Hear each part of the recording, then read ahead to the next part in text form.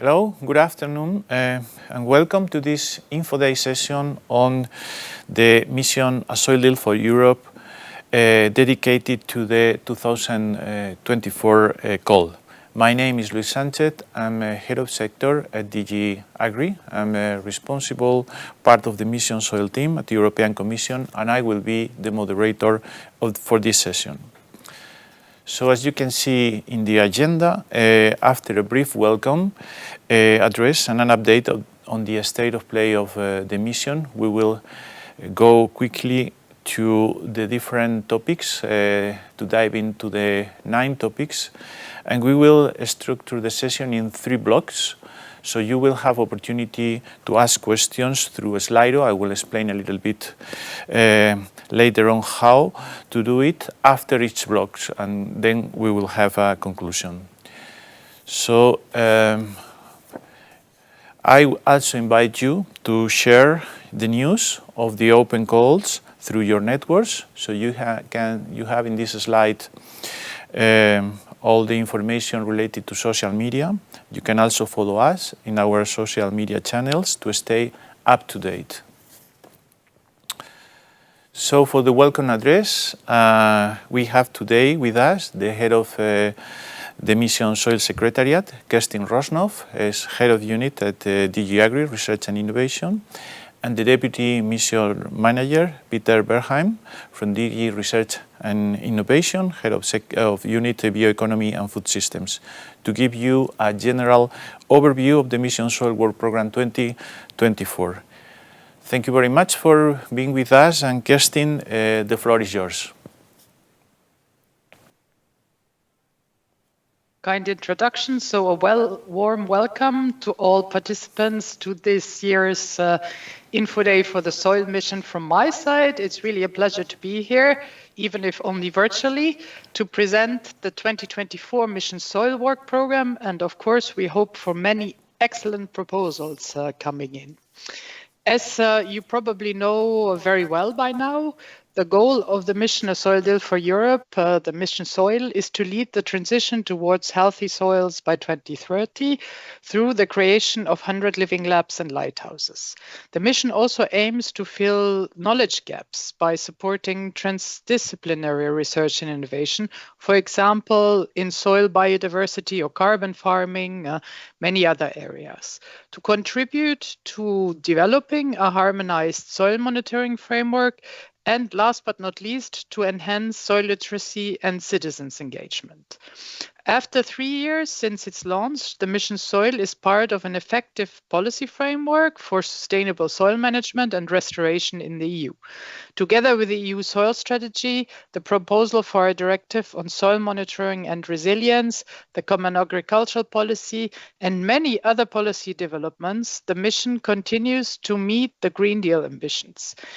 It's part and parcel of 12 Green Deal strategies, so it's really at the heart of the Green Deal.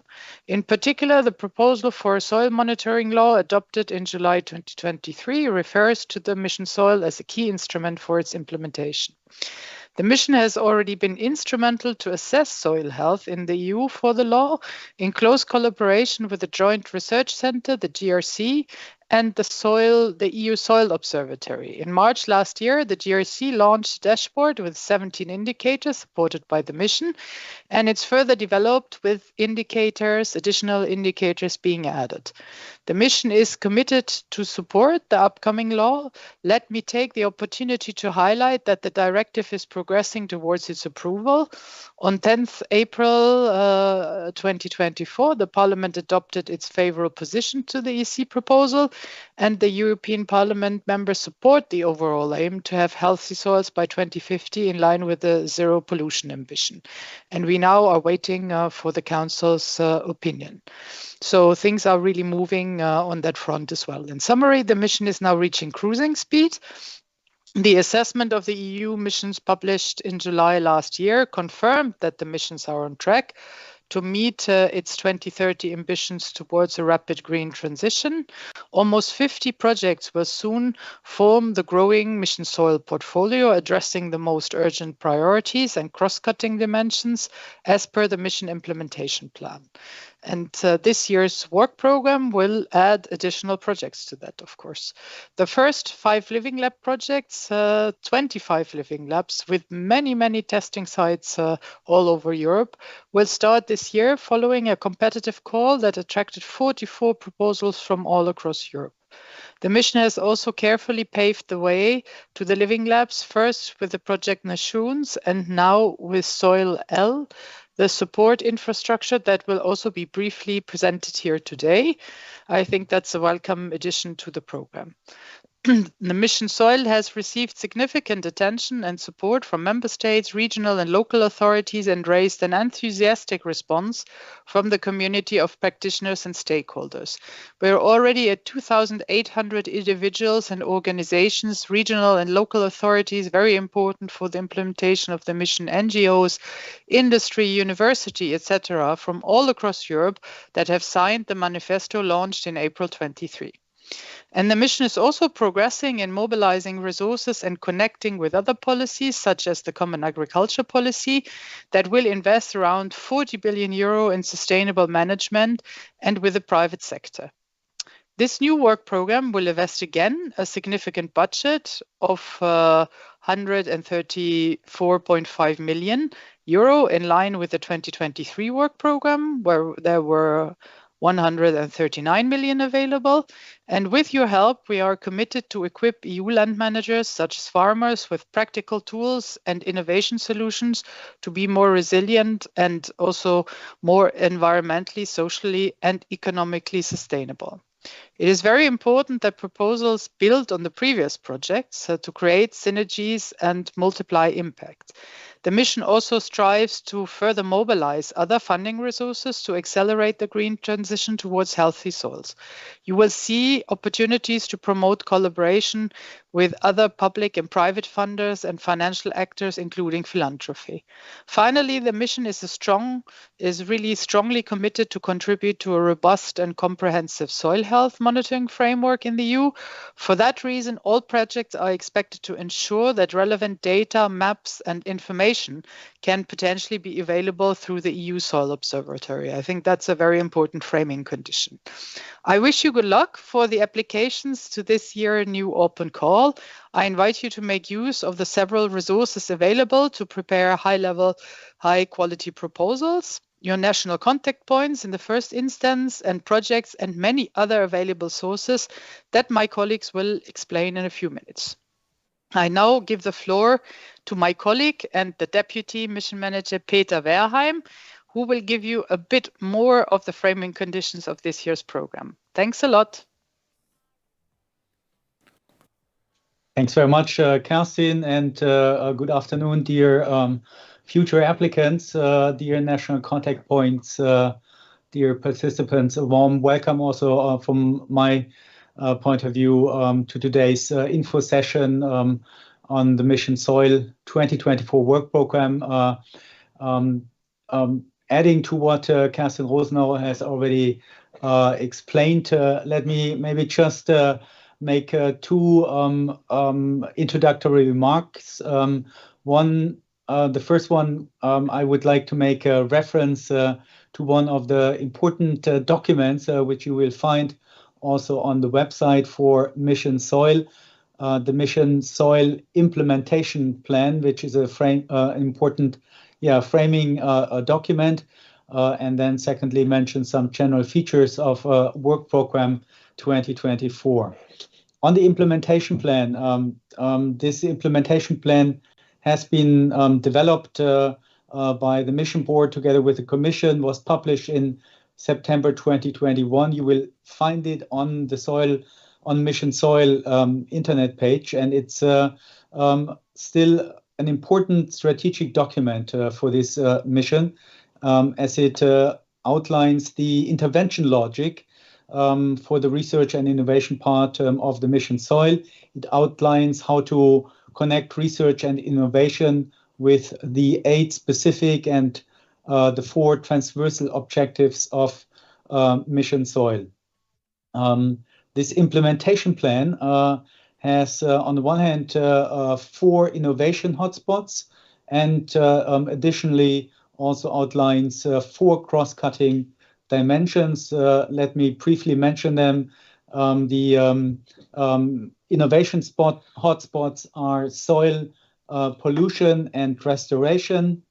Secondly, carbon farming, circular economy, and then fourthly, soil biodiversity, including the microbiome. And the previous work programs have addressed these innovation hotspots, but you will also recognize these innovation hotspots in today's presentation of the work program 2024, and some further details on how these hotspots are addressed will be mentioned later. The mission implementation plan, secondly, also has these cross-cutting thematic dimensions. Let me mention them. Business development, digital aspects, and then global cooperation and the territorial dimension. We are also making, with the projects that are already up and running, good progress in view of addressing these cross-cutting dimensions. Let me just mention two. For instance, the involvement of the private sector is obviously really important to complement the research and innovation components. In this regard, the European Investment Bank is about to finalize a report for the identification of investments opportunities to advance soil health. And then also on the global dimension, we are really making good progress. The mission Soil is collaborating, for instance, with Bill and Melinda Gates Foundation to address soil health challenges in the sub-Saharan Africa. The mission is also reinforcing international research collaboration through projects like ORCASA in the domain of soil carbon. And we are also connecting with the PRIMA partnership and thereby also advancing research for soils in the Mediterranean region. These topics are going to be presented, or the topics that will be presented in today's work program will further strengthen these innovation hotspots, but also the cross-cutting dimensions. Let me add, secondly, a few more introductory remarks about the work program 2024, which is an important stepping stone in progressing on the objectives of the mission. This work program is expected to fund 13 proposals. We continue to deploy living labs with 4 proposals to be selected, which would add around 20 additional living labs with a top-down topic also focused on urban soils. The work program 2024 keeps filling gaps also in soil health monitoring, also covering erosion and nitrogen fluxes. Then soil health is obviously also about ecosystem services, and hence we have also topics on pollinators and biodiversity for healthy crops that go in or that fulfill multifunctional roles. The work program will deepen also the support to the EU's carbon removal certification framework with an ambitious topic that should provide more elements to make the carbon farming business model really attractive across Europe. The work program will also contribute to a more sustainable management of forest peat soils. And then again, on the global issue, the mission starts addressing the international dimension with in a more explicit way this year, a topic on soil health in Africa. Building on previous initiatives is expected to contribute to deliver tools similar to the European Soil Observatory dashboard. To conclude, we really recommend all potential applicants to have another look at the mission soil implementation plan, and we are optimistic that the projects in work program 2024 will help us to make further progress in addressing these the innovation hotspots and cross-cutting dimensions outlined in the implementation plan. Before passing the floor back to Luis, I would like to wish all participants, possible applicants, much success, and thank you for your participation in today's Info Days. And with this, back to Luis. Thank you very much, Kerstin and Peter, for your inspiring and clarifying words. So now let's move on to the content, but first let me explain some technicalities for our online session today. And in particular, for the questions. So we will use Slido, as I already mentioned, this tool.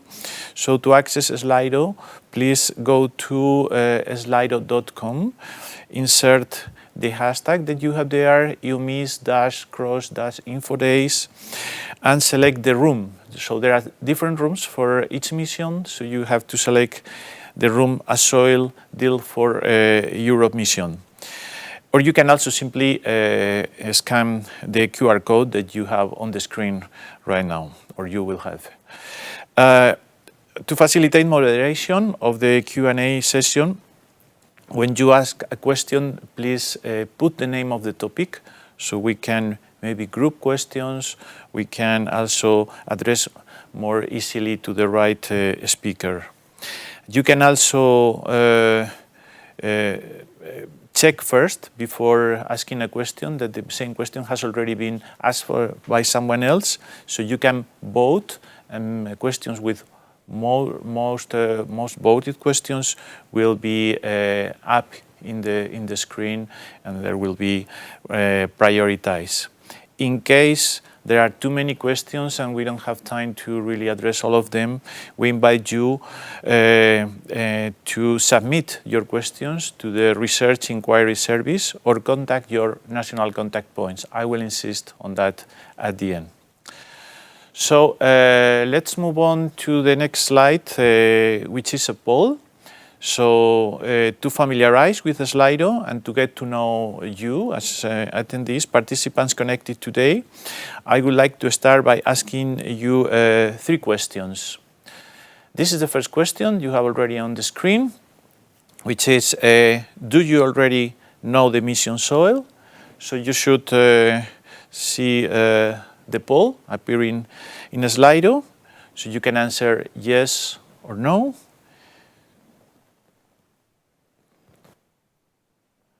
We can wait a few seconds.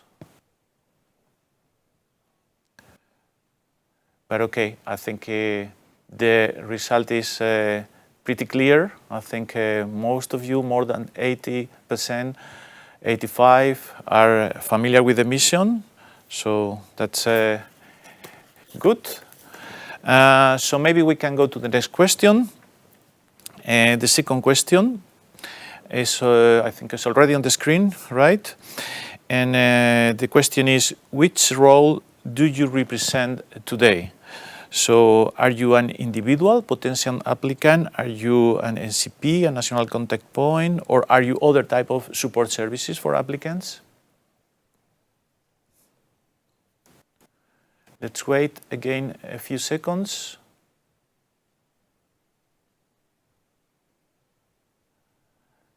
Okay. Thank you very much for your votes. I see that around 50–60% of the attendees, participants are potential applicants. 1/3 more or less are NCPs or other support structures and services for applicants, and the rest are other actors, other stakeholders. So thank you very much for your answers. And then we move on to the last question, which is if you are a potential applicant, so you are among these 60% around that are participating today, what is your organization type? And you have there universities, also higher education or secondary education institutions, research organizations, private for-profit, public body, other.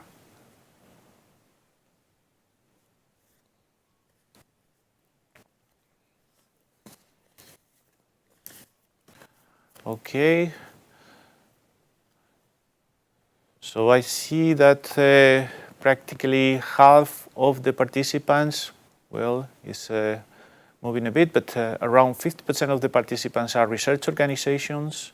We have also, well, it's a moving target, but around 20% both other and private for-profit organizations, and we have a 15% of the participants are higher or secondary education, plus a 7% public bodies. Okay, so very good. I think Slido is working well. You are now familiar, so we are ready for the next point in our agenda for today's session, which is an update on mission implementation.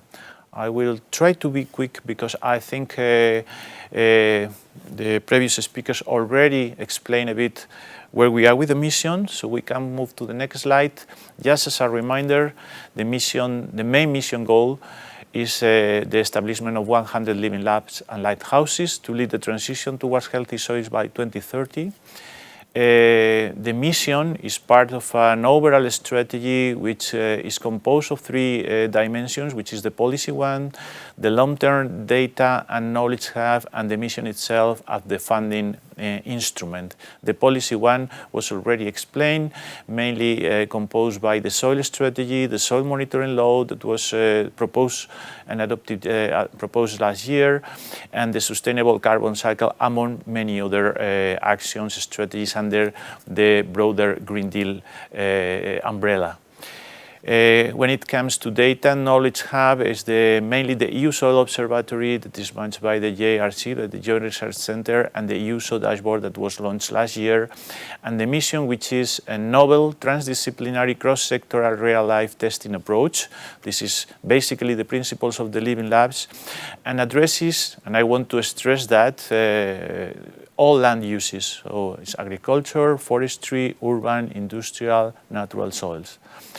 On the right-hand side of the slide, you can also see the 8 specific objectives of the mission that basically address land degradation processes that have been deemed relevant in the EU, like desertification, conservation, and increase of soil organic carbon, soil sealing, pollution, erosion,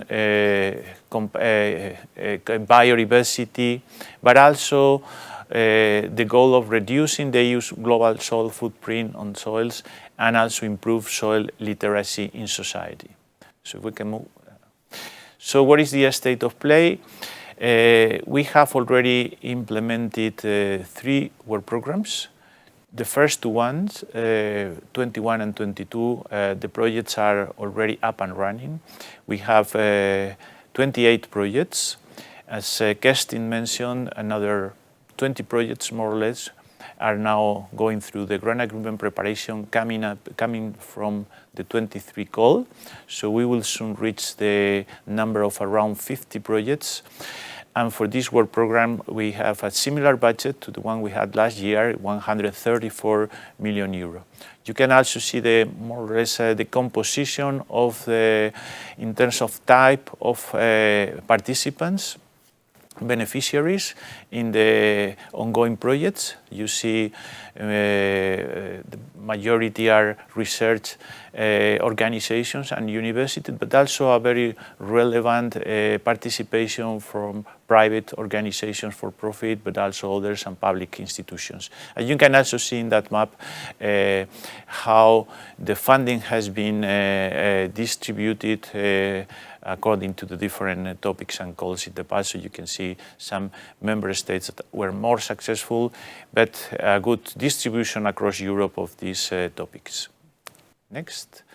So the mission is implemented in 4 building blocks. The main one has been already explained, which is the R&I program. So we have already deployed more than 400 million euros, including the work program 24. But also there are some predecessor programs like EJP Soil with another 80 million, and projects like Soil Mission Support that were anticipating, preparing, paving the way for the mission. You can also see the second building block is the living labs and lighthouses, the main objective of the mission. And there a number of projects are also supporting the rollout of the living labs, prep soil, for example, identifying soil needs in different regions in Europe, nations that has been supporting and applicants, organizing engagement events, and Soil L, that is a new project that started this year and will be supporting projects and applicants in the future. I will say a word on that. So the first 25 living labs will start in 24, coming from the 23 call. On soil monitoring, we have already 5 projects, particularly focused on monitoring soil health, benchmark, soil-wise, AI for soil health, and a couple of projects, MARVIC and MRV for soil, for SOC, that are much more focused on carbon farming and measuring and validating measurement methods. And finally, an important chapter of the mission is soil literacy and citizens engagement. We have a number of projects as well that are supporting, investigating, researching in new methodologies, new approaches to further engage with citizens, but also like LOES and Curious Soil, but also projects that are creating more materials and more information for a new generation of advisors. The mission is also having other activities like the Soil Manifesto to engage with the mission, to be part of this broader community with more than 2,700 signatories today, a website, dedicated website, newsletter, podcast, and last year we launched the first European Mission Soil Week in Madrid. I'm pleased to also inform you that the next Mission Soil Week will take place in the 12th and the 13th of November in Brussels this year. So you are kindly invited to be with us there and to continue the discussion about soil health issues and networking with other projects and colleagues. Next. So very briefly, because was already mentioned, the mission is covering those innovation hotspots like carbon farming, pollution, biodiversity, circular economy solutions for soil health, but also these other more cross-cutting dimensions like the business models and also preparing the roadmap for the future of the mission. So you will see that the new work program is filling gaps, remaining gaps, or deepening some of these innovation hotspots, areas that need further development. So I conclude here. As I said, we will structure the session in 3 blocks. And you will have the opportunity to ask questions after each block. In fact, you can already post questions on Slido, but we will answer after each block. The first one will be on living labs. The second one will cover 4 topics regarding monitoring, one on erosion, the other one on nutrient fluxes, and also more related to biodiversity and ecosystem services on pollinators and healthy cropping systems. And the last part will cover the carbon farming topic, that another topic on managing forest peat soil, and the last one, the international dimension that is now starting this year with this topic on assessment of soil health in Africa. So I stop here and we move on to the next block. Thank you.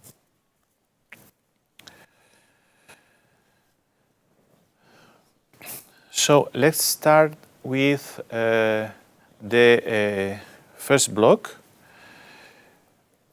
topics 1 and 2 on living labs. I will present these two topics as well. It's the second time we launch another topic on Living Labs.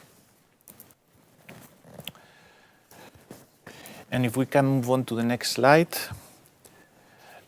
This topic, this first topic, topic number 1, covers the main goal of the mission, as I said, the Living Labs. In this slide, we present the policy context that has already been addressed. So the topic will cover objectives 1 to 6, so all related to desertification, carbon farming, sealing, soil sealing, pollution, erosion, biodiversity, and soil literacy, plus the objective on soil literacy.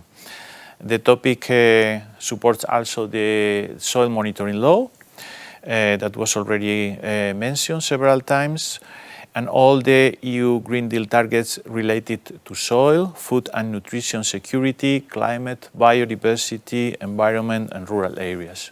The topic also addresses or supports several SDGs, Sustainable Development Goals like no hunger, good health, clean water, responsible consumption, climate action, and life on land. On the right-hand side of the slide, you can find the 4 expected outcomes.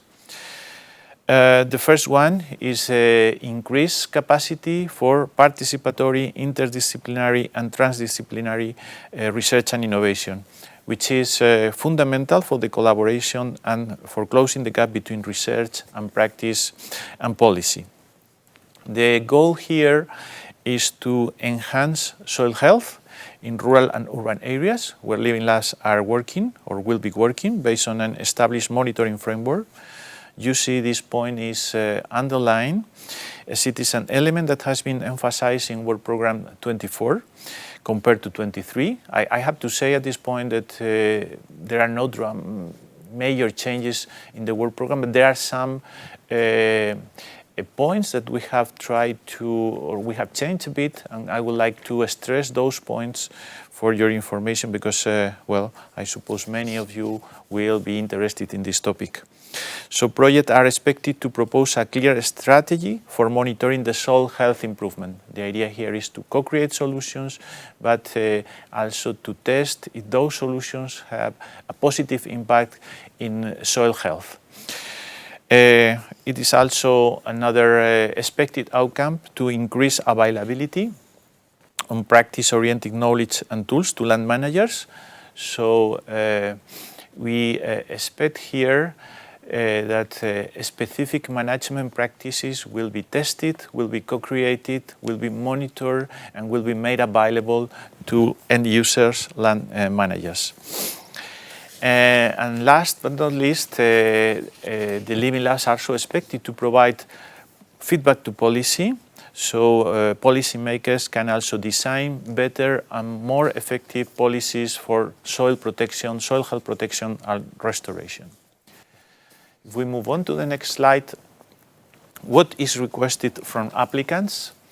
So first point is we expect for every single project to set up 4 or 5 Living Labs per project to work together on a realistic combination selection of soil health challenges and land use types. And we also emphasize this point, realistic combination. This is an element that has been also reinforced on this work program to ensure that proposals do not target too many variables because this makes them lose focus and not delivering good results. Instead, they should focus on a limited selection of soil health challenges, addressing also realistic combination of specific objectives and land uses.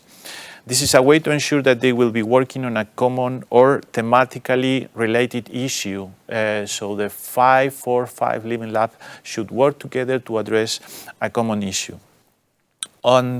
This will allow the Living Lab to develop a sound monitoring methodology and produce credible scientific results. the Living Lab should be located in at least 3 different member states or associated countries. And as explained in the topic, each Living Lab needs to work on several sites. It's said there that should be 10 to 20, but it can also be adapted to the specific objectives and needs of the proposed Living Lab.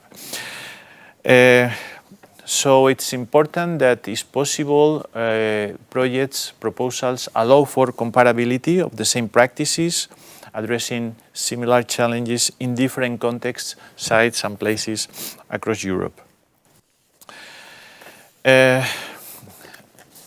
Another expected or action to be accomplished by the projects, by the proposals, is to establish a very detailed work plan for the research to be done in the different Living Labs.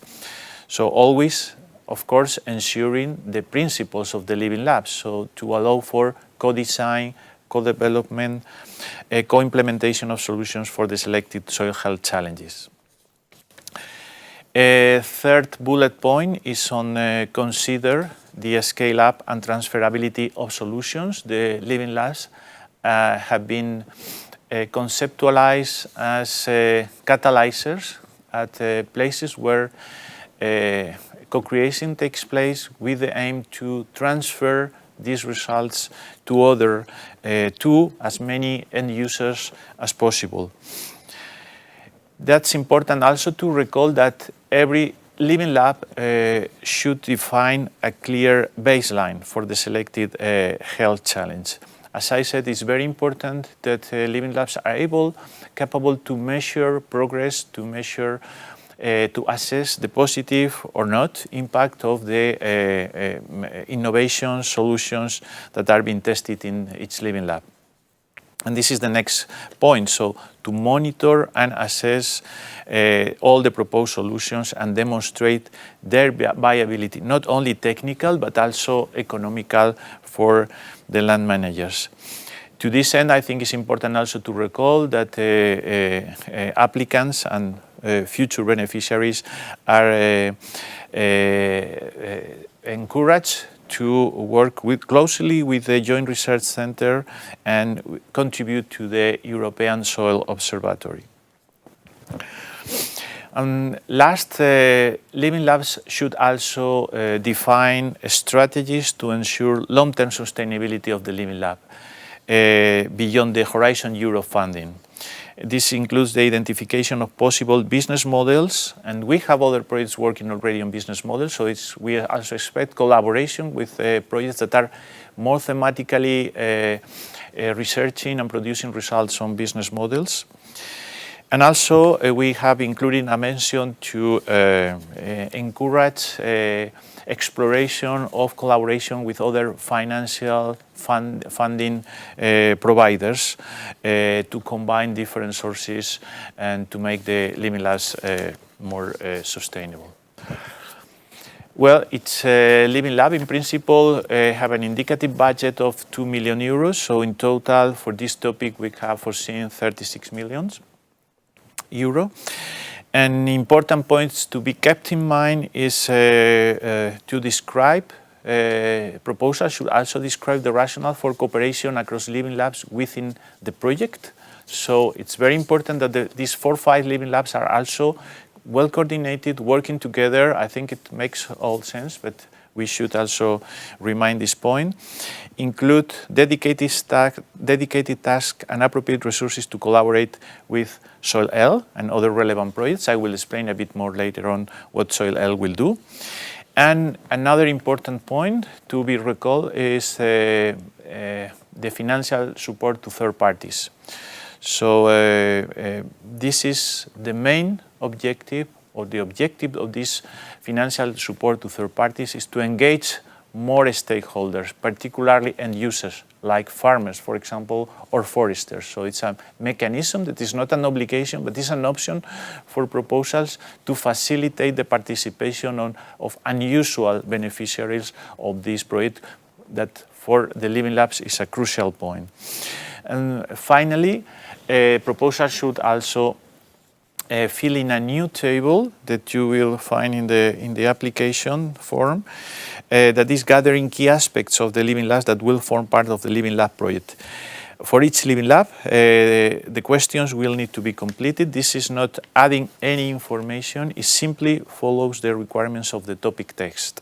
It is a useful way of summarizing Living Labs characteristics, aspects like the number of sites, the number of Living Labs, a number of the type of beneficiaries involved, etc. It will also help us as Secretariat to guide the future mission goals and to understand better in an easy way what is being done.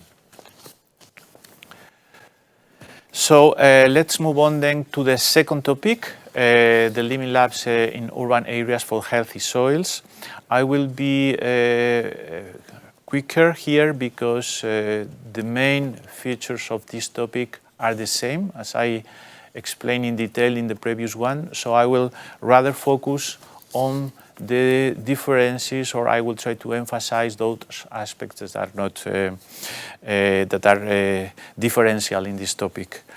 So concerning the policy context, nothing to say in addition, but the specific objectives that this topic will be addressing will be not soil sealing, pollution, erosion, and soil literacy. So it's much more focused than the bottom-up topic that I just explained. On the outcomes are basically the same, so increased capacities for this participatory, interdisciplinary and transdisciplinary research and innovation. Projects should present a clear impact enhancement of soil health, in this case in urban areas. And they should increase the availability of practice-oriented knowledge and tools for land managers, in particular to urban communities, local city councils, regions, and land managers. This will enhance the uptake of solutions for soil health and ecosystem services. Again, this proposal should take account and pay attention to other projects that could be relevant already in the portfolio of the mission for this particular topic. And the proposal should also provide, consider feedback to policymakers. On the scope, again, the first bullet point makes reference to the realistic combination on selection of soil health challenges. In this case, focus on urban areas, contributing to the mission objectives that I already mentioned. They will have to also present a detailed work plan. And where relevant in this particular topic is applicants should also consider the repurpose of soils to provide locally, for example, source fresh and healthy foods. It can also consider to supply canteens, restaurants, food trucks, markets. And it is important that citizens, as key players in urban living labs, are well considered as stakeholders, so have a particular attention to involve citizens in this topic. Linked to this, applicants can also consider engaging in soil literacy activities for citizens, including agroecology, for example, or permaculture. So these are examples, but really interesting areas where citizens can be further engaged in this topic. As I said before, living labs are expected to catalyze transition to greener or to healthier soils. So proposals should also consider the scaling up and the transferability of the solutions to other urban areas not included in the proposal itself. It's also very important, again, to define a clear baseline to monitor the impact of the projects, both from the technical and economical point of view. And if working in soil sealing, identify urban-specific monitoring methods in connection with Copernicus, the EU Earth Observation System. Propose strategies also to ensure long-term sustainability, continuity, impact, and ambition of the established living labs beyond the Horizon Europe funding. And as I would like to also insist, be careful to involve stakeholders relevant to urban communities like local city councils, administrators responsible for green spaces, schools, urban planners, representatives of civil society to work on common soil health challenges. The indicative budget for this topic is 12 million, so we expect in principle one proposal. And important points to keep in mind are basically the same. A good description and rationale of the cooperation between the living labs included in the proposal, dedicated tasks to and resources to collaborate with SoilL and other relevant projects. For example, projects on spatial planning that has been selected under the 23 call. Beneficiaries may also, in the same vein, provide financial support to third parties with the aim of facilitating stakeholders' engagement, and should fill in the same table I mentioned in the previous topic. So finally, a few words on SoilL. SoilL is a project that has started in 2024, the 1st of January. Is part of a long-term support partnership for the living labs that will be renewed every 2 years. So the first has just started and is the first of a series of 3 projects, and will be, or aims to be, the one-stop shop that will coordinate, support, enlarge, and promote the network of 100 living labs and lighthouses. Is coordinated by the European Network of Living Labs in all. This first one will have a duration of 2 years, 24-25, and you have in the slide also the link to this project that is composed of 28 organizations from different 14 countries. Next. So you see, I will not go into the details of the slide, but you see 5 main chapters of services that compose the offer of SoilL startup.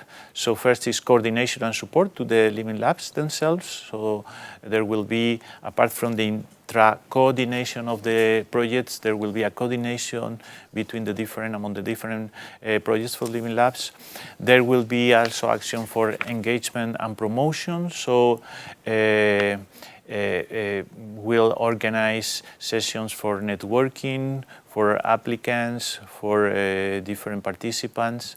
There will also be an offer for training and capacity building for applicants as well, for participants. During this year, it will still be nations projects who will be supporting applicants, but from 25 on will be SoilL, the project that will be providing these services, for example, for matchmaking, for finding partners and so on. There will be also opportunities for networking and exchange of information and knowledge. And finally, SoilL will also be in charge of monitoring and assessing the living labs. So will be also feedback, progress monitoring, recommendations, guidelines for all the living labs. So we will go to the next slide. So in this pyramid, you can see a bit the different recipients of the SoilL support. So first, the living labs, the soil health living labs of the mission and lighthouses themselves. But there will be also other beneficiaries, such as applicants, as I said, from 25 on. The Mission Soil Secretariat and the Mission Board and the Mission Soil Platform will also closely work with this project. Other mission projects will also interact and will have opportunities to exchange with the Living Labs through Soil L. And finally, the wider Soil Living Labs communities, not only on soil health. So I think this slide is also summarizing a bit in a more visual way what I have already said. So up-to-date information on mission soil concept and implementation. So you will have a lot of resources here to prepare your proposals in the future. Up-to-date information on mission funding and collaboration opportunities with other Living Labs. Matchmaking opportunities, dedicated help desk, dedicated capacity building opportunities, guidelines and recommendations. So I think it will be a rich offer to really make the Living Labs deliver on the high expectations we have on them. So next slide, I think is the right time to stop and look at the questions that I see on the screen that have already been formulated. So first question is, if not indicated on the topic, okay, for the other topics, not for the Living Labs, does it mean that proposals are not expected to establish Living Labs or lighthouses? Indeed, proposals in other topics that are not Living Labs, so these topics 1 and 2 that I just explained are the genuine topics for Living Labs. The other topics are not expected, it's not an obligation to establish Living Labs or lighthouses. Living Labs is a general concept, it's a methodology as well, so it's relevant. Proposals can also use Living Labs as a tool, but they are not, not an obligation nor an expectation from our side to have Living Labs in other topics. Indicators, what indicators can be used to demonstrate the enhancement of soil health? Do you have those indicators? In the topic is mentioned that we have already indicators, both in the mission implementation plan that was mentioned at the beginning by Peter. So you will find there a set of proposed indicators, but also in the proposal for the Soil Monitoring and Resilience Directive, the Soil Monitoring Law, there is an annex with descriptors that are indicators that you should also consider. In any case, well, depending on the focus of the Living Lab and the context, other indicators can also be proposed. But we also encourage applicants to really pay a lot of attention to these two initial sets of indicators. Living Labs is a very generic concept. Where can we find a much more specific definition of what can be considered a soil health Living Lab? I think the topic is quite explicit. I have already explained a bit when it comes, for example, to the number of sites, to the regional, sub-regional approach, to the collaboration between the different Living Labs. So I think I really recommend you to read the topic carefully, also the other frequently asked questions on these Living Labs. So because I think we are already provided a lot of information on what our idea. In any case, we always leave some freedom to applicants to come up with good ideas and to make stronger proposals to address what are the expected outcomes that we have proposed for these topics. Shall projects enhance soil health also in urban areas in this topic? Not, of course. Yeah. So I think it's a relevant question. So you can include urban soils in topic 1 where relevant, but projects proposals focusing only on urban soils should be only under topic 02.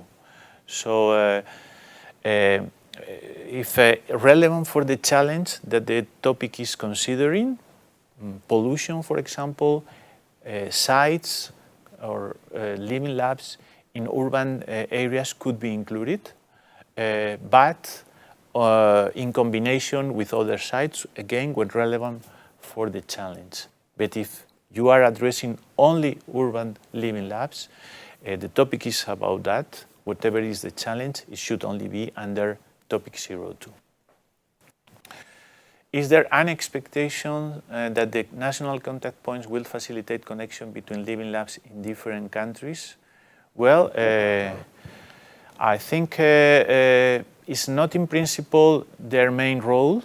And for that, you have nations, the support project. They are organizing, they have a matchmaking tool, they are organizing brokerage events and exchange networking activities.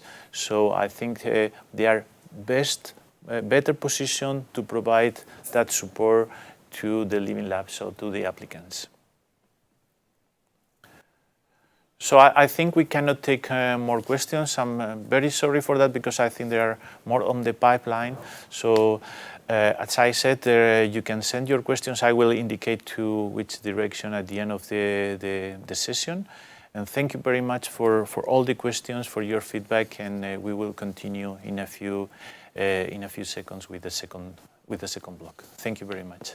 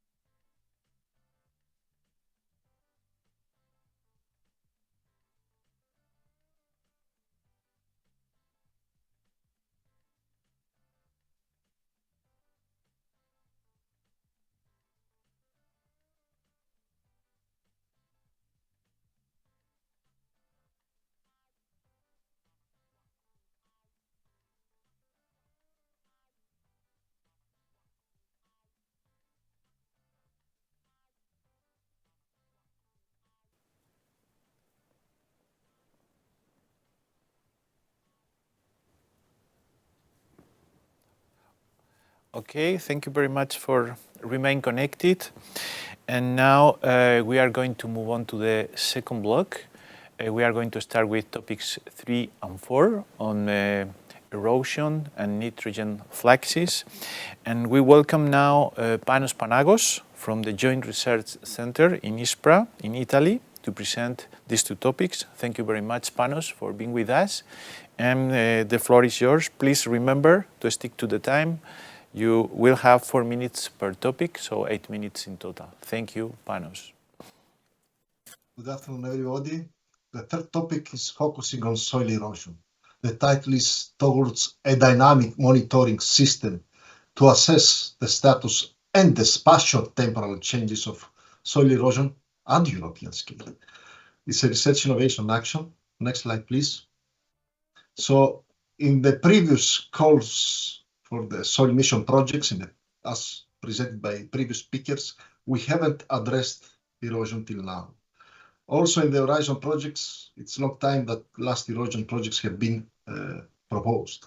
So soil erosion is an important issue at European scale because 25% of European lands have erosion rates more than 2 tons per hectare per year, which is considered sustainable rate.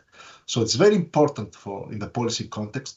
And we have seen this because it is one of the indicators in the soil mission. So it's the specific, it has also it's a specific objective 5 among the 8 objectives of the mission to prevent soil erosion, is among the descriptors, the indicators of the proposal from the soil monitoring law. In the annex of the soil monitoring law, you can see the 11, 12 indicators, and soil erosion is one of those.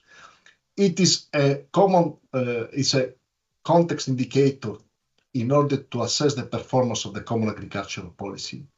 And in addition to all this, it's also an important indicator in Sustainable Development Goals. The European Commission every year makes a progress report towards Sustainable Development Goals, and this indicator is important for the SDG 2 and SDG 15. In addition to these policies, soil erosion is featured to many other policies like the Farm to Fork and many others as well. So the expected outcomes of such a proposal is to enhance the knowledge, not only on water erosion, because when we speak about erosion, most of us focus on water erosion, but we want to focus as well in other processes like wind erosion, tillage erosion, gullies, but across Europe. We want to have further validation of soil losses by water and wind erosion indicators. Already there are some indicators at continental scale of soil erosion by wind and water, but we want to validate those data. We want to validate those data because they are relevant for policy making, particularly for the, as explained before, for the common agricultural policy and the forthcoming soil monitoring law. Important is to identify which are the best management practices that can significantly reduce erosion. And those management practices have big differences and big differences in effect based on different pedoclimatic conditions in Europe and different cropping systems. And of course, to establish a robust soil erosion monitoring network to monitor erosion in different places of Europe and also in different processes. All these have as well to contribute to develop a European estimates of soil erosion at high spatial but also temporal resolution. Next slide, please. So till now, the current assessments of soil loss by water and wind erosion are long-term averages. We speak about 5 or 10 years averages. But we want to go one step further here. We want not to have just the long-term average developed already and known by empirical models, but we want to have process-based models which will develop annual estimates of soil erosion by water and wind. And this is important because this will reduce the current uncertainties that we have in the empirical models and will somehow have important contributions to policies like the common agricultural policies who can benefit from those up-to-date and annual estimates, not long-term average, but we need annual estimates. So those improved estimates of soil erosion could contribute to, at the end of such a project, to develop a process-based model which can incorporate all the management practices and their potential to reduce soil loss by water, wind erosion, and other processes. Particular focus is given to agricultural fields because there you can adopt and you can apply management practices. As underlined many times in this talk, we want as well to focus in other processes like tillage erosion or gullies that should be considered. Important is how this can be done. This can be done by introducing new data sets, not the classical inputs as known till now. And new data sets have to focus on land parcel identification system, data coming from parcels, data coming from land cover survey Lucas, but also latest updates and latest input data coming from Copernicus, remote sensing data that should somehow contribute and improve the current pan-European modeling framework. The indicative budget is around 11.5 million euros, so it's expected to have one successful proposal. And very important, there are 3 important outputs that are expected from such a proposal. An establishment of a network, a monitoring network of soil loss by water and wind erosion, and development of a process-based model, but at continental scale, not just regional or some catchments. Important is to quantify the impact of different management practices in reducing soil loss by water, wind erosion, like cover crops, reduced tillage, plant residues, mulching, grass margin, crop rotation, terraces, but others as well. And all these should be linked to the impact to policies. And impact to policy have to do with the good agricultural environmental conditions, which somehow are referred to the common agricultural policy. Let's proceed to the next topic, which is the nitrogen fluxes. So the title of the topic, the topic number 4, is the development of systems to quantify the nitrogen fluxes and reduce uncertainties in European landscape. Again, is a research and innovation action. Next slide, please. So again, the policy context, in the soil mission, the objective number 4 is referring to reduce soil pollution and enhance restoration. Therefore, nitrogen is very important in this objective. Again, as soil erosion, also for nitrogen, this aspect has not been addressed in previous calls, so we have a research gap here. In addition, nitrogen quantification is an important descriptor in the soil monitoring law among the 11-12 descriptors, indicators discussed now in the soil monitoring law. And finally, it's important to develop effective greenhouse gas mitigation strategies because we want to encourage the adoption of higher intergovernmental panel, IPCC, tires at national scale.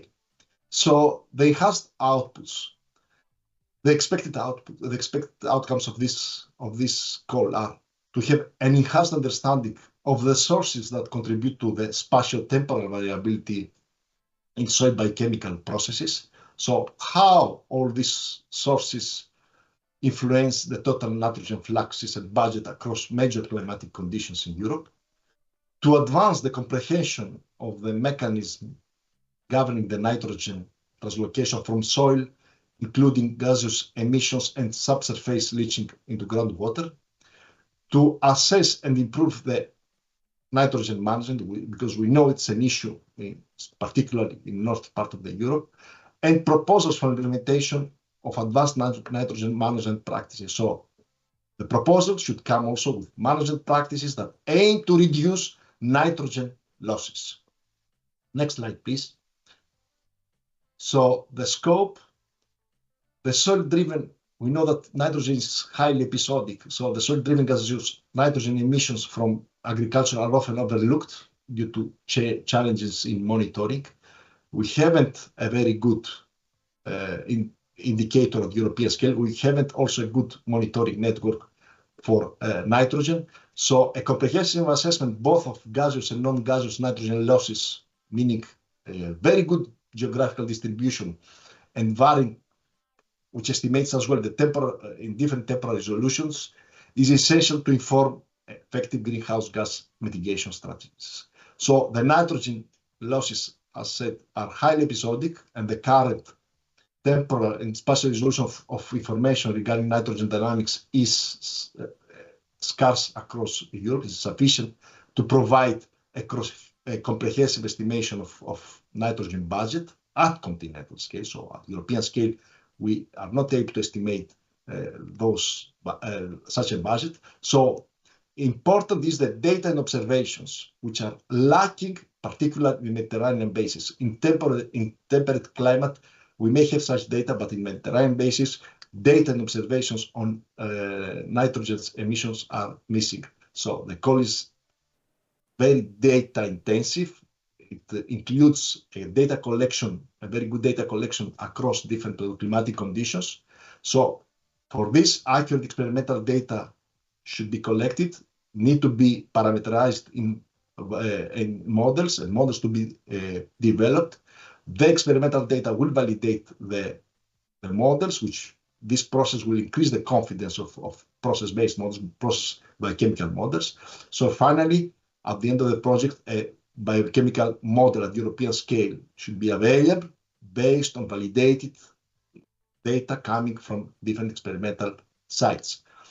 Of course, this will contribute to the development of nitrogen cycles based on different climate conditions, and this will allow to run also scenarios based on climate change and land use change scenarios.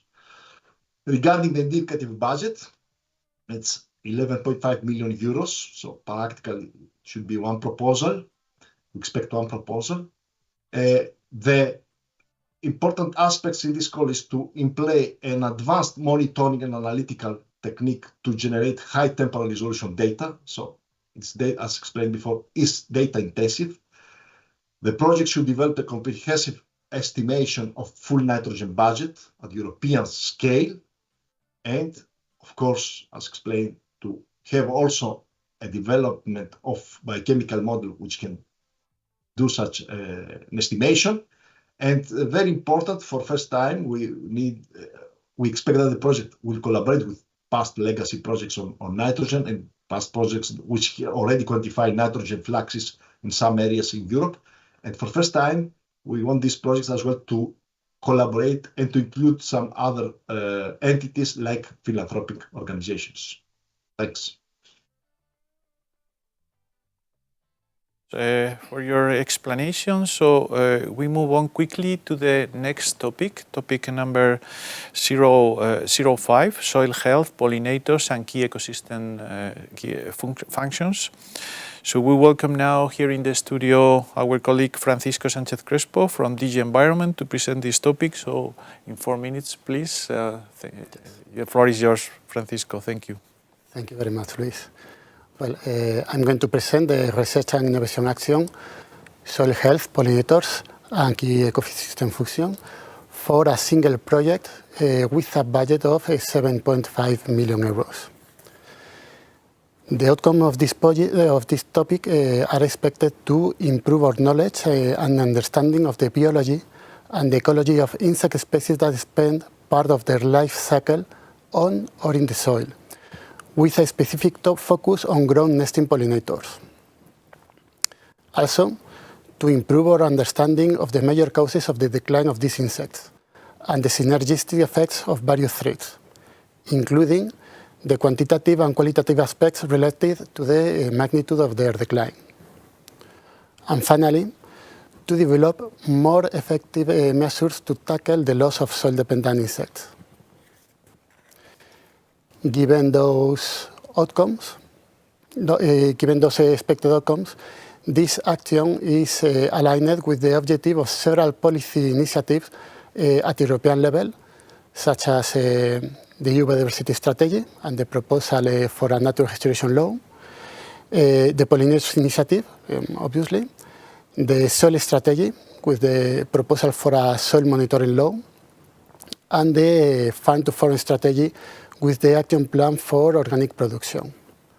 But also at global level, with the objective agreed in the last CBD COP15, and also some of the Sustainable Development Goals. Next slide. So the proposed activities should first improve the knowledge on the biology, ecology, and population dynamics of insects spending part of their life in or on the soil.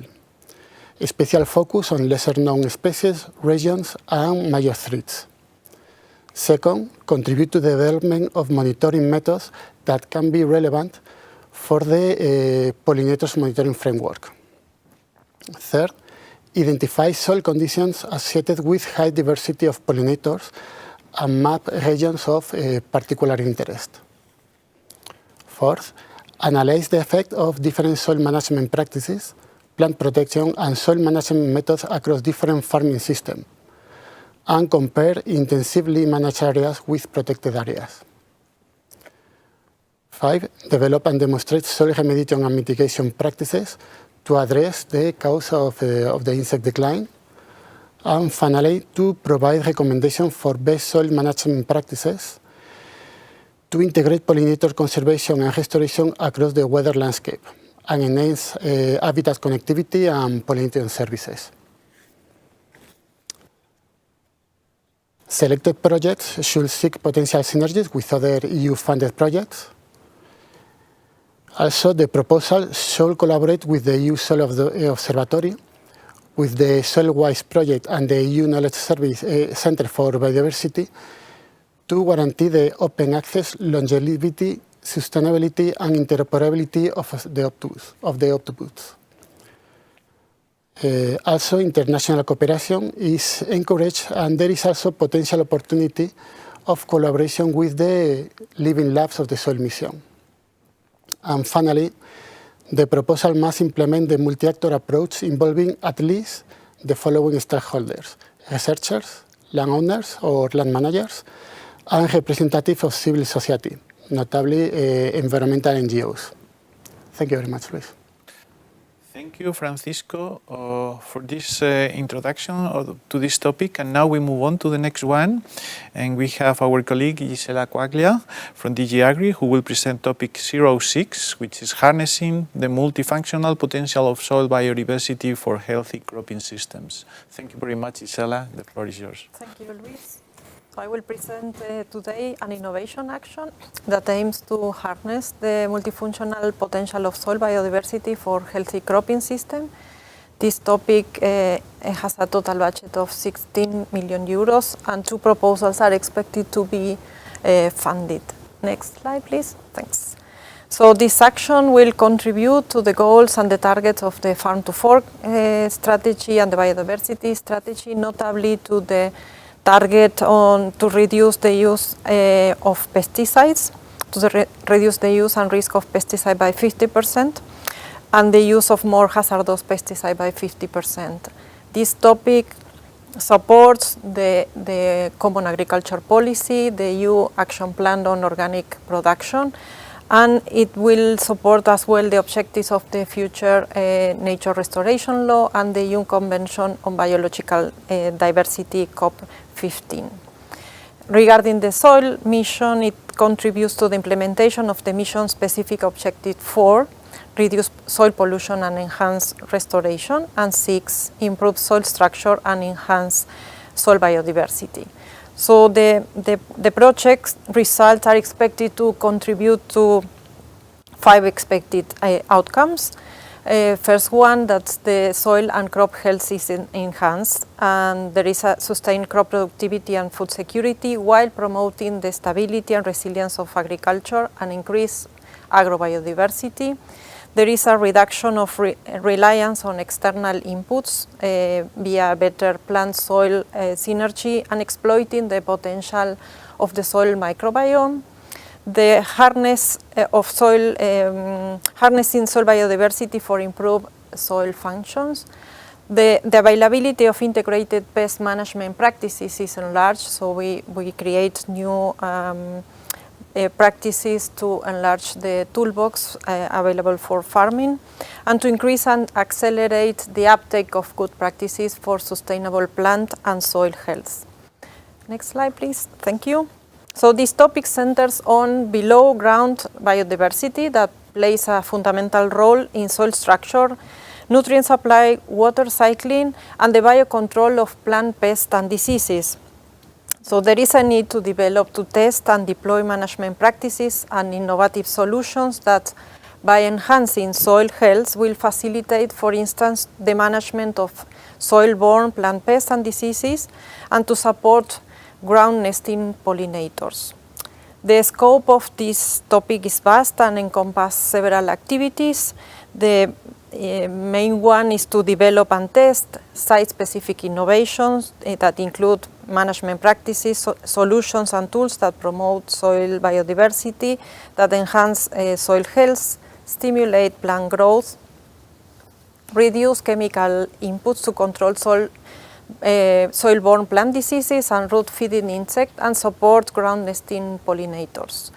To set up demo site, to test the proposed innovation, to assess the social, economic and environmental impact of the new solutions, to create and to disseminate capacity building materials and guidelines to accelerate the dissemination, uptake and upscale of results, and to enhance peer-to-peer learning across the food value chain.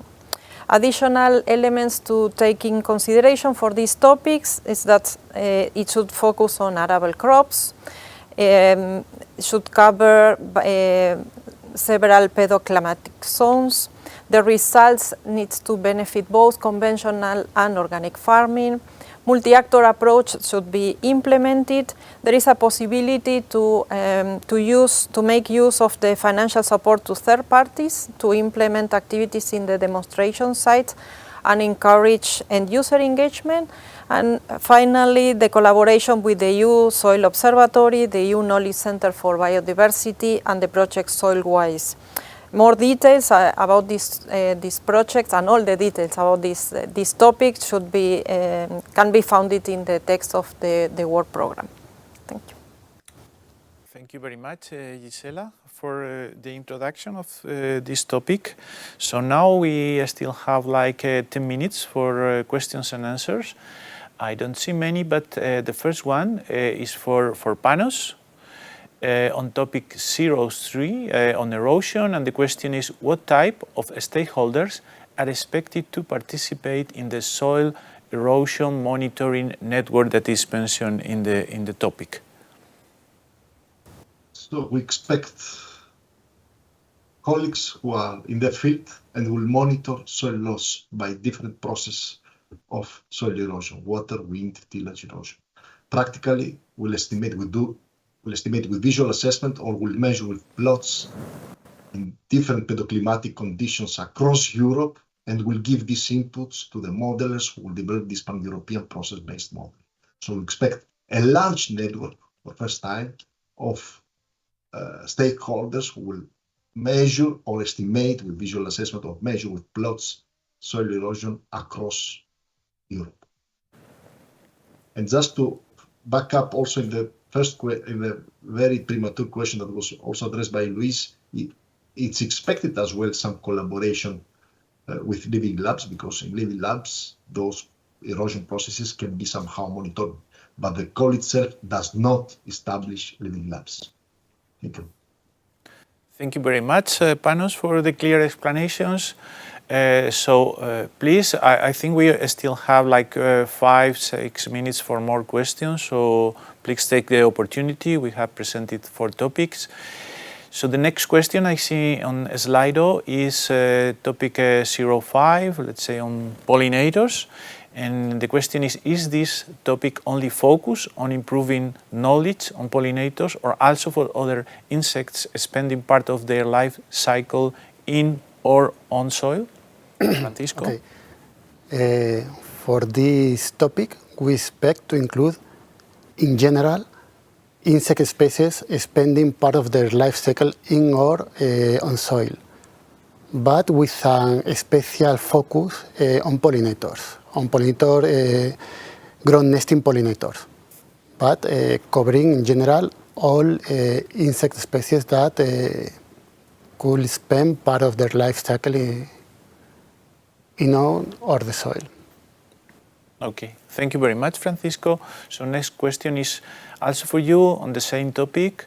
So on pollinators, can local authorities be also part of the consortium? Well, I suppose that here should apply the general rules for the soil mission. In principle, within the topic, there is no such a restriction. Yeah, exactly. I don't know if there is another restriction regarding the general rules for the mission. Exactly. So they are legally, formally, they can participate. Of course, they have to have a role that makes sense and is consistent with the purpose and the objectives, expected outcomes of the project.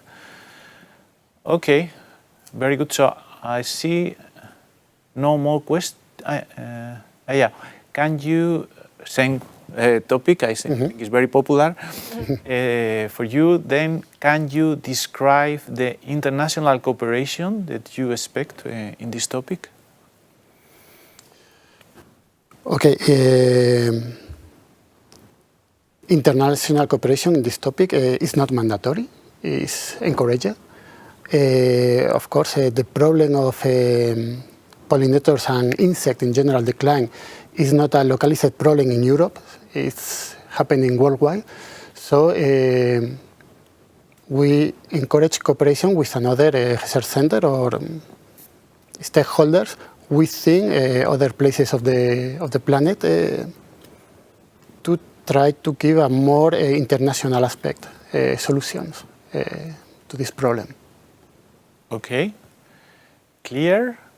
So I don't see any other questions, so I think we will stop here and we will resume in a few moments. Thank you very much to our speakers and to our participants, and see you for the last block in a few seconds. Thank you.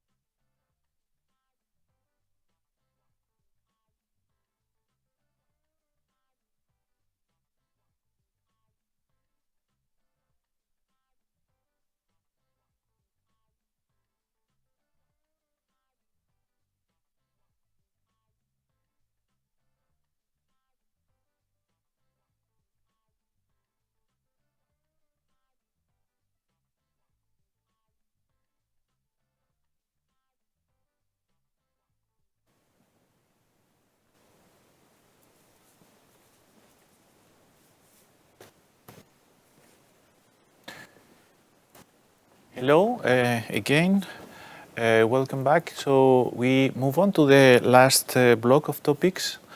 We have with us our colleague Valeria Forlim from DG Clima. She will present topic 7 and 8. The first one is development of high spatial resolution monitoring approaches and geographically explicit registry for carbon farming. And the second, the topic number 8, will be managing forest pit soils.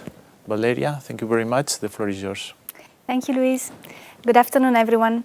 So the first topic I'm going to present, it's very much related to a regulation that is currently being in the final stages of negotiations with Parliament and Council, and I'm talking about the European regulation for a carbon removal certification framework.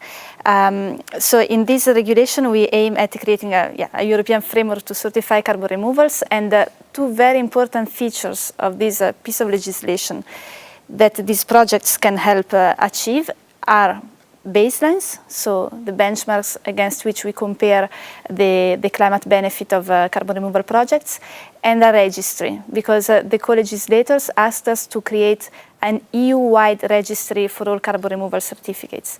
So these projects, under this topic, 2 projects can be financed, and they will help us build sort of the digital infrastructure that we need to take all these carbon farming projects from the monitoring to the marketing. So this will be about creating the digital tools that enable to gather all the data that we need to establish the baselines, and integrating all this data together in a registry so that both the sellers of carbon credits and the buyers of carbon credits can interact with each other. So maybe going to the next slide, the main activities foreseen under this project are to apply monitoring systems, as I said, to gather all the data that we need to establish standardized baseline. And these monitoring systems can rely on different types of monitoring tools, such as soil sampling, remote sensing, and modeling. So this can build on existing projects that we already have under the soil mission. I will talk about that later. But the idea is that all this data that can be monitored should have a digital interface where they can be integrated together. So it's about expanding digital tools for data collection that will be useful for establishing the baseline and monitoring the activities. In addition, the projects should deliver guidance both for policymakers and certification bodies and certification schemes on how to implement the certification methodologies on the ground. And as we are talking about all data that are about carbon farming that happens on land, we need to know where these activities happen. So the registries must be geographically explicit, and all this geographically explicit data should be then compatible with the national data systems, so the national inventories for LULUCF, for the LULUCF sector, so for the land use change and forestry sector. So the projects will also, by collecting all this data and harmonizing them, will also help enhancing the quality of the LULUCF inventories.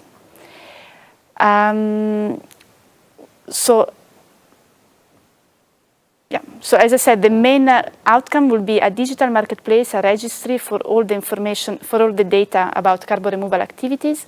And it's very important that the projects coordinate with other projects that are already existing and support the implementation of the carbon removal certification framework, such as the Credible project, the MARVIC and MRV for SOC projects that started 2 years ago. Then we also have a very close collaboration with the JRC to support us in the establishment of the baselines. So the project should coordinate with the JRC. And we established an expert group that supports the Commission in developing certification methodologies for carbon farming. And so the projects should also be ready to collaborate very closely with our expert group. The total budget of for this topic is 23 million euros, and 2 projects are expected to be funded, so with a budget of 11.5 million euro each. We can move to the next topic. So the next topic is about managing forest pit soils. And this is so very much focused, as the title says, on sustainable forest management in organic soils. Next slide, please. This is again linked to the implementation of the carbon removal certification framework, because there we also want to certify soil emission reductions in peat soils, but it's also very much related to implementing the LULUCF regulation because peat soils are a very important carbon stock, and forests as well. But there is still a gap of knowledge about what are the best ways to manage forests on organic soils, and especially to restore them when when the forests are on drained soils. So rewetting peat soils is a very powerful mitigation action to reduce emissions from the soils.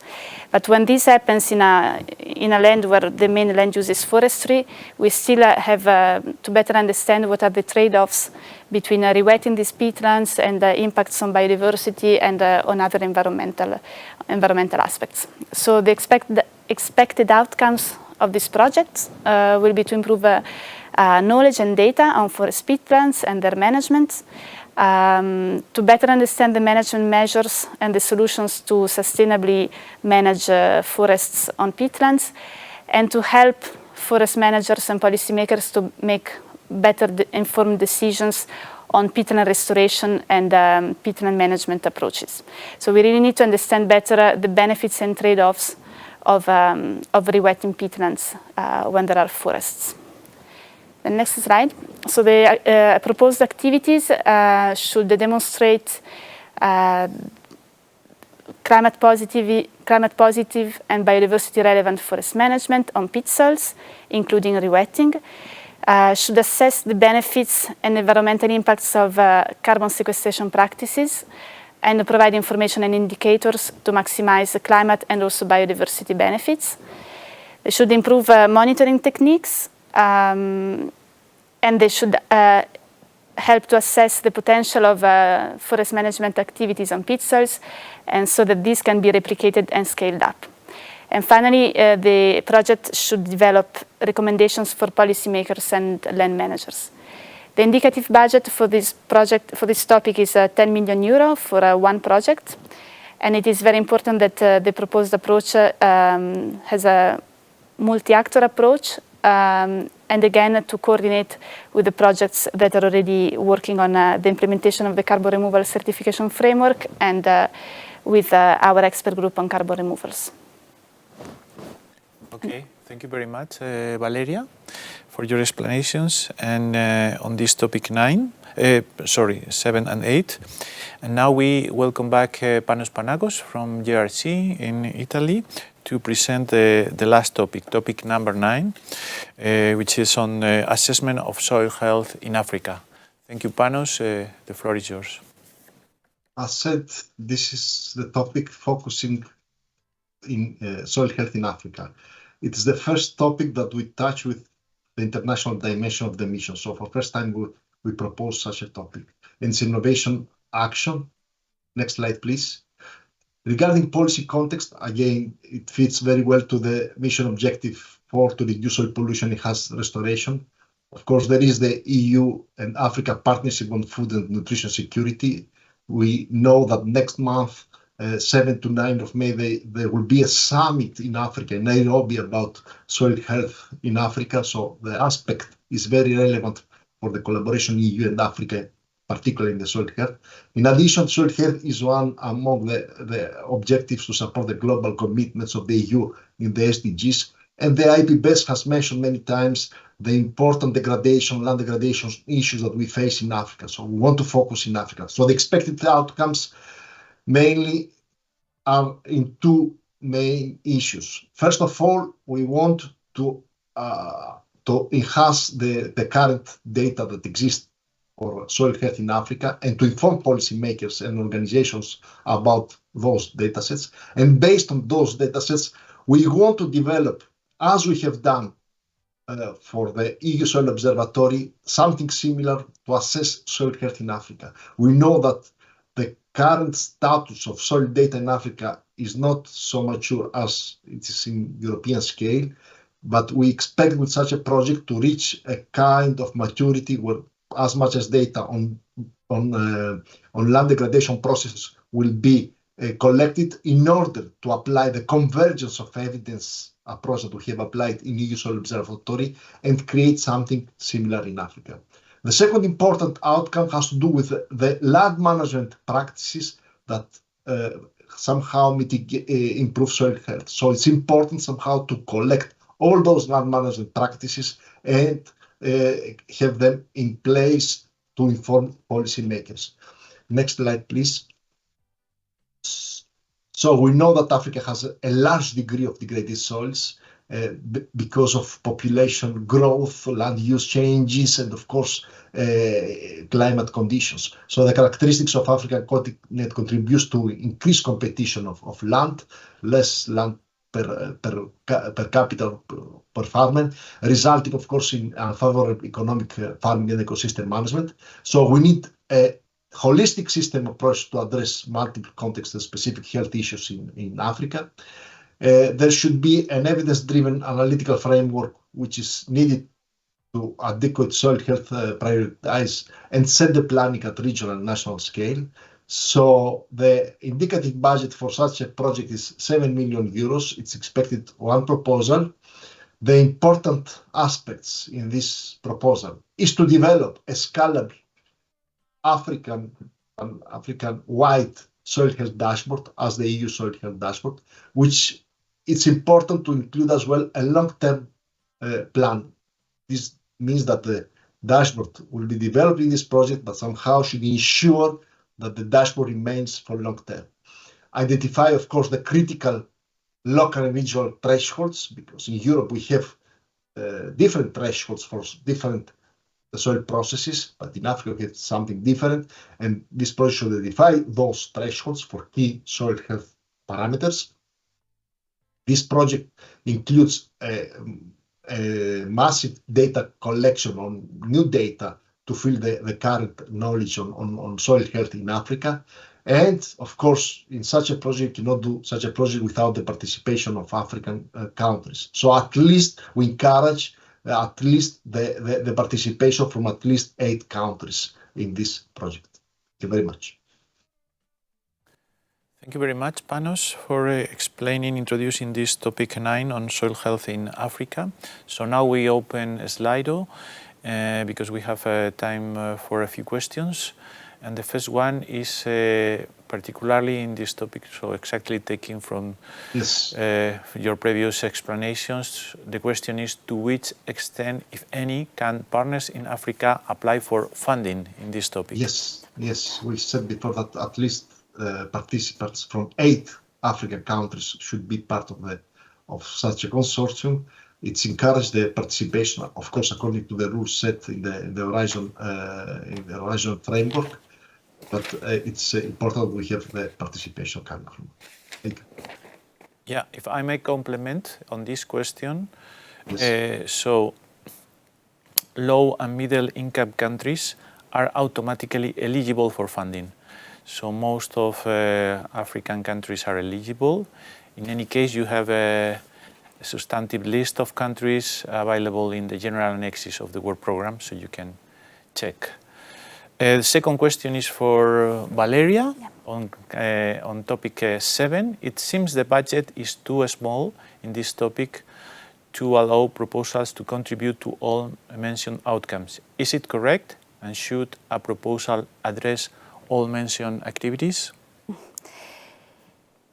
So it is up to the applicant to write the proposal in the most compelling way and make the most efficient use of the budget available. Of course, more weight can be put on some activities than on others. This is the design of the design of the project is in the hands of the applicants, but to some extent, all mentioned activities must be covered. Yes. Exactly. Thank you very much for the answer. Second question is also for you on the same topic. Is it an obligation that all mentioned land uses are covered? So ideally, these digital platforms, these registries should be able to include data of all types of carbon farming activities.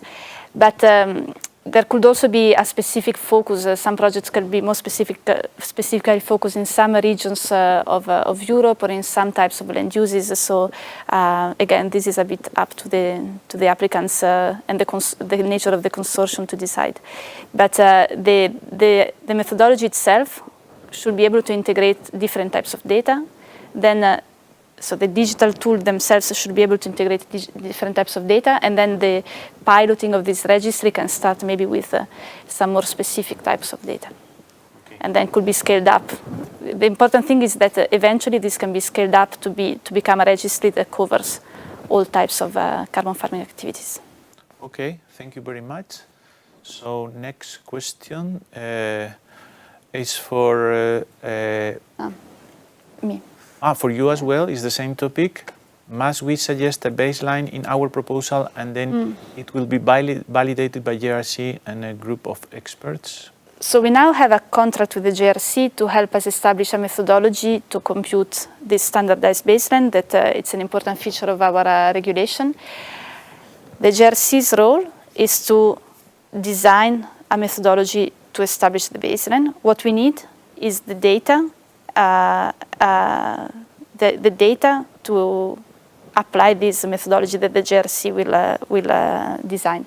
So the project is supposed to create a monitoring system to gather all this data together. And therefore, it's very important that they work together with the JRC. But the project is not expected to establish the baseline. It's more about gathering the data that are needed to establish the baseline. And the group of experts is comprises of member states. So in the end, when we write the delegated acts with the certification methodologies, of course, our national experts from the national government will have a say. But that is the role of our expert group. Okay, thank you very much. Next question for Panos is on the topic on Africa. In his intro, Peter Berheim mentioned a cooperation with Bill and Melinda Gates. Is it connected with this topic? Can you explain how? Yes, we have an open channel, let's say like this, with Bill and Melinda Gates experts on soil, and we speak quite regularly with them because we want to have similar objectives in this, and they much appreciate our effort to establish a soil health dashboard in Africa. We speak, as said, quite regularly because we have similar objectives, but they cannot co-fund or they cannot work together. I mean, they cannot fund together this call. They can, of course, select a different mechanism for funding, but we have, as said, continuous collaboration with them. Thank you very much, Panos. If I can complement, you will see that there are a couple of topics, not only this one, that is promoting collaboration with philanthropic organizations. The idea here is to join forces, but of course there is no prescription. You are encouraged or asked to have tasks to collaborate with philanthropic organizations in general to try to join forces for the same purposes, which is to improve globally, in this case in Africa, soil health. Next one is also for Valeria, I think, is the same topic. Considering the expected outcomes and the budget available, is high recommended collaborate with existing pilot sites to cover all land uses across EU? Yeah, there is a lot of there are a lot of projects already going on. I mentioned the two MRV projects, MARVIC and MRV for SOC, that were granted 2 years ago.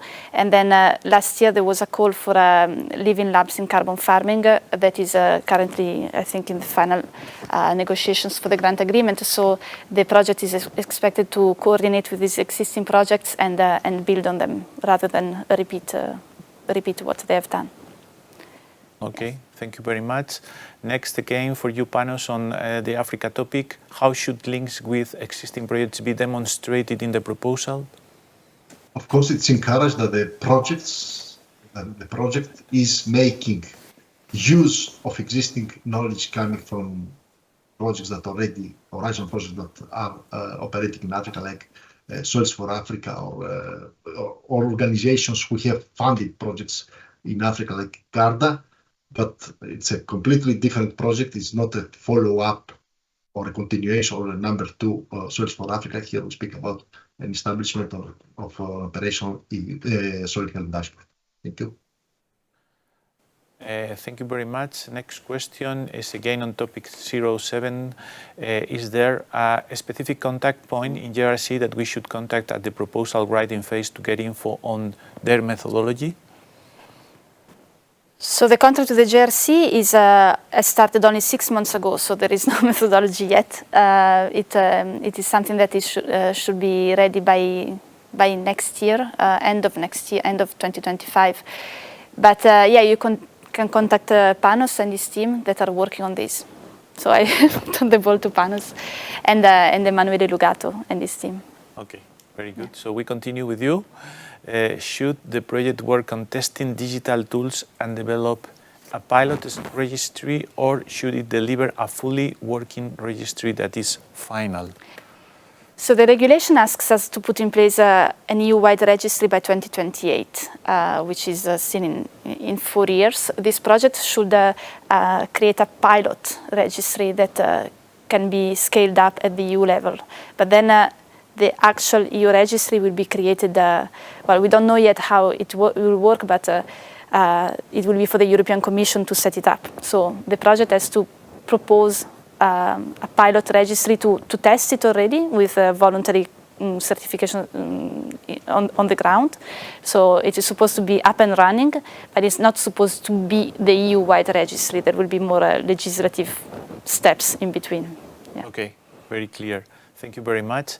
And I think this is the last question for the moment on the Africa topic again for Panos. What is the expected technology readiness level to be achieved by the final project, at the end of the project? Yes. The final, I mean, we have a good example currently in the EU Soil Observatory that a dashboard is functioning with data behind, data that are publicly available, and the dashboard has different functionalities. So you can see how the dashboard is functioning in the EU Soil Health dashboard. So something similar is expected here as well. Thank you. Thank you very much. I see more questions that are now popping up. I think more general. For example, what limits and restrictions are there for UK participation in the soil mission? So no restrictions, no limitations. The UK is an associated country, so they can participate on equal footing.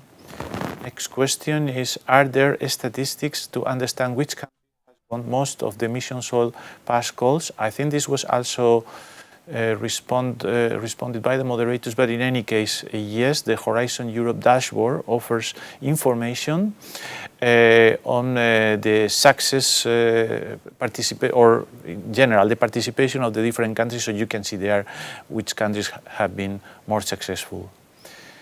Are all the projects financed under the EU Mission Soil grouped together in a website to understand them and their outputs? I think you have different places to go. One is Cordis, the official EU repository of information regarding the projects. So there you can see all the projects and their results. Some of the projects have just started, so some of them will not have results yet. You can also go to the Mission Soil platform website where all the projects are listed there, and you have also the links to the websites of the projects where also results are shown. And finally, again, the Horizon Europe dashboard offers information about the projects for the different goals, including the mission soil. Next one, I think we have still 1 minute. So topic on urban soils. To what extent can living labs be already in existence to over 4 or 5 years, or do living labs need to be totally new? Well, it depends on, first of all, we have, as I said, a definition of soil health living labs. So first has to be assessed if the living lab corresponds to the definition we have in the topic. Second, the idea here is to create more living labs. So it could be some sites, something included, but the idea here is not precisely to fund living labs that are already running. In principle, the idea is to create more living labs. Next one, is carbon farming included in this topic or is out of the scope? No, it's included in the topic 01. It's a bottom-up topic, so it could be possible still to propose living labs focusing on carbon farming. Next one is on the proposal table of living labs. To what detail do the applicants need to fill this table? Where can further instructions be found? Well, I think we expect in principle to provide all the details that are requested in the table. It's not so complicated, but yeah, I think we are really very much interested in getting all this information. I think the table is self-explanatory, but in any case, if you have a question, I will say at the end of the presentation where you can submit further questions if something is not clear. Next, can we include African partners and work on soil health in Africa? For living labs, yeah, in principle are eligible, as I said, so it could be also possible. Yeah, there is no limitation for that. Okay, I think we have exhausted the questions for today. So thank you very much to all the speakers. I will ask you to remain with us a couple of minutes more. So thank you to the speakers, to the audience for your questions, for your comments. So before concluding, we open again Slido for a poll. So we would be very grateful if you can also respond to a question to test a little bit your level of interest towards the different topics presented today. So if you can tell us which of the 9 topics interests you the most, so we will be able to, at the end of the process, after closing the calls, to compare, but we have already an idea. We wait a few seconds. Okay.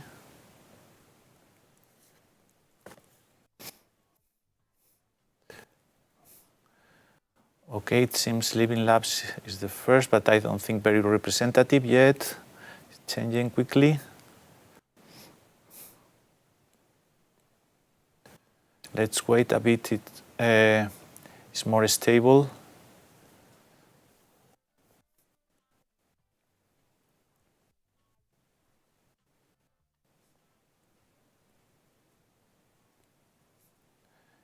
Okay, I think I can already see a few champions, Living Labs, according also with the number of questions, and topic 7 also had many questions. So carbon farming, Living Labs raised a lot of interest.